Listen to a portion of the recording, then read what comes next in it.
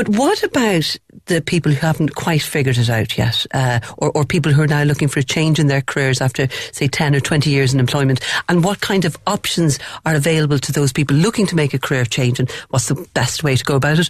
Well, joining us in studio to discuss taking the leap into the unknown, which we both have done, Laura. I know, it's very scary. It's Peter Cosgrove, who is an expert on future trends in the workplace. Peter, you're very welcome. Thank you very much. And thanks for coming into us this morning. What do you say to somebody who's looking at making a career change later in life? I think the first thing to realise is very few people know what they want to do at the age of 20, 40 and often 60. So we've got to get over ourselves thinking we're going to find the perfect job anytime soon. Some people have this wonderful perfect job and we should all strive for it, but that doesn't mean you should be frozen until you get this job. So people are leaving sort of this idea, I need to get a job for the rest of my life. For two reasons, that's going to be a problem. One, the way technology is changing, a lot of jobs aren't going to be around in 10 years' time. So the idea of having a job for life, the top 10 skills today that are most in demand by recruiters didn't exist 20 years ago. So app developer. Top 10 all didn't exist. Data scientist, app developer, blogger, software engineer. Bloggers. These are seriously job, but they're the in demand as opposed to maybe the most done job. Obviously, there's still a lot more people. I heard recently that is it 50% of the jobs in 10 years' time, 50% of the jobs that will exist then haven't even been thought of now. Yeah, the stats change depending on who you're talking about. I tell you a really scary stat is if you go to America, they do the number one job in every state. And 30 years ago, there was lots of different jobs with the number one job. 41 of the 50 states now, the number one job done is truck driver. And we already have driverless trucks. So 8.3 million right people. Now. There is driverless trucks on the road now. But 41 states, the most common job in that state in America is truck driver. What? Yeah. I don't know what I would have guessed was the most common job, but it definitely would have been so there are other ones in software is probably big in California. Yeah, of course. And there used to be recreation assistant, teacher, but it's all truck driver. 8.3 million jobs are definitely going to be gone in 30 or 40 years. We have time, but the reality is if you're 20 years old, you can guarantee you won't be a truck driver when you're 60. So there's two reasons. One, you should be thinking of potentially changing jobs because you're going to have to continue to learn. And we're not living in this job for life anymore. We just aren't. And a lot of people might have felt somewhat trapped because of these wonderful pensions. Well, they're going as well. And secondly... Unless you're a politician. Yeah. And secondly, you better be careful because, as you said, your job may not be there and you can't rely... It's very likely that it won't be there. Very likely. What will happen is, and actually what people get wrong is probably not jobs, it's skills in the job. So a lot of parts of accountancy and law will go, but there'll still be accountants and lawyers. They'll just be doing different sorts of jobs. What about doctors? Will I still have a job, do you think? Well, actually, the number one doctor in the world, they say now, is IBM Watson. Because they say, how can one doctor compete against a supercomputer? Well, they did the test in London where they had a computer answer 999 calls versus a human answer 999 calls. And they found that the outcomes were pretty much the same because the decision was stay at home, go to your GP or go to hospital. Because those are the only three things really you ever need to say to somebody. Stay at home, go to your GP or go to hospital. Is this a voice over the phone? Yeah, it was an automatic response thing. Google have only just launched recently calling kind of hairdressing salons and booking appointments, and it's done by a voice, but it's actually a computer voice. Well, I mean, Alexa and Siri, I have both of them. They live with me. Yeah. And they're brilliant. They turn my lights on and off. And I'm scared of Siri. Well, I won't talk to her. There's a lot of people saying... My Siri's a male. Change it to a male and you'll talk to him. I won't talk to him either. Well, there's a lot of people saying nurse jobs are more likely to go less than doctor jobs because actually the jobs that are last to go are going to be the very people-based ones because people as a species are very complicated, we're very irrational, and that's a good thing. Computers are very good answering specific instructions, but they're not very good with irrational behaviour. And luckily we've got a lot of that. So jobs like influencing, selling, communicating. Of course a robot could be a teacher, but it won't be anywhere near as good as somebody who can catch 30 eyes in the classroom and work out. Could a robot replace radio presenters? A robot could do the job of radio presenter. Some robots but the problem is, the problem is they wouldn't do it as well. They could absolutely do, and you'll always see they're already writing, newspaper reports, and that could easily then be spoken word. Really? Yeah, God. but the reality is they're going to be good at facts. So football reports. Any football report or, news from, let's say, Parliament could be done by a robot. But opinion can't. And what we're actually much more interested in now, because you can read anything anywhere. What really people go for is when Lucy Kellaway was writing a great article in the Financial Times and then was Irish Times, it was wonderful. And people loved it. but actually it was her thoughts and opinions, and they were quite out there, and she wouldn't spare anybody if she didn't think they were up to it, and it was great. And that's what we like. So that's not going to go. So it's going to be, writing will still be there, but you're going to have to be a skilled, creative, thoughtful writer, not just, I can just take 10 articles and condense them into one cogent article. You're going to need to really stand out, aren't you? You know, if you're being an expert, you want like to. The more you're an expert, rather than I'm good at a lot of things, you are going to try and hone down. A robot wouldn't have nearly fallen off the chair. I know, as Teresa just nearly did. She literally missed the elbow holder and slipped off the chair. So maybe we could think about retraining again. Thank goodness this is radio, not television. It's interesting you're laughing, because I always say that the last job that will ever be taken by a robot is a comedian. Well, that's true, actually. Because laughter is one of, as someone said, if you try and explain a joke, it's immediately not funny. Yeah. We also don't really know what is funny. We just know when we hear it. Yeah. So the point is, how are you going to program a robot to be funny? Like, comedians get instant feedback, and they do hundreds of shows. They bomb for first 4 or 5 years of their life until they get better and better and better. Yeah. And they're getting better because it's a live audience, it's the pressure, and they get better. I don't know how a robot's going to do that, because hopefully it's so nuanced. They'll try to do so.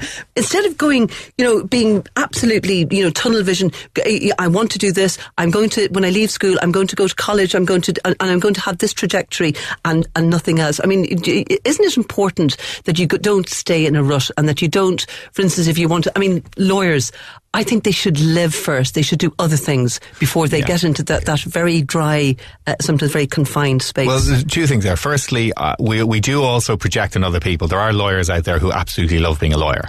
So just because you're looking at a lawyer right now who's nodding along happily. But I'm aware of that. Part and some people love it. So, but there are some people who do it, and then they go, I've been doing it 15 years, it's too late. I always say, anybody can move jobs at any stage. The difference is, are you willing to take the risk? It's not that you can't. It's that you won't. That you have a comfort factor that you go, because if you change careers, you're probably going to take a salary cut, but for the long term, you're going to be much happier.